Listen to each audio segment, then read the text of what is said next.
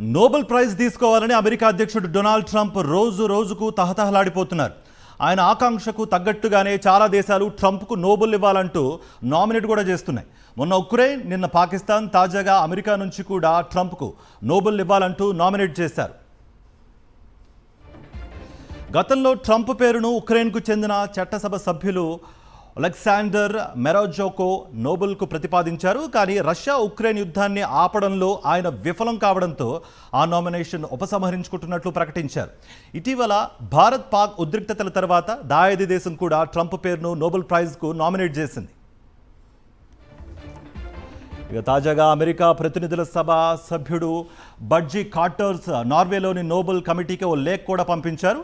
Iran, Israel మధ్య శాంతి ఒప్పందం కుదర్చడంలో చారిత్రాత్మక పాత్ర పోషించిన ట్రంప్ను నోబెల్ ప్రైజ్తో గుర్తించాలని కోరారు. అమెరికా అధ్యక్షుడు డొనాల్డ్ ట్రంప్ చాలా కాలంగా నోబెల్ శాంతి బహుమతి తీసుకోవాలని ఉవ్విళ్ళూరుతున్నారు. నేనేం చేసినా నోబెల్ ప్రైజ్ రాదని, భారత్ పాక్ మధ్య యుద్ధం ఆపినా, సర్బియా కాసోవో మధ్య పోరాటాన్ని నిలిపివేసినా తనకు మాత్రం నోబెల్ దక్కదంటూ ఇటీవల నిరాశ వ్యక్తం చేశారు ట్రంప్.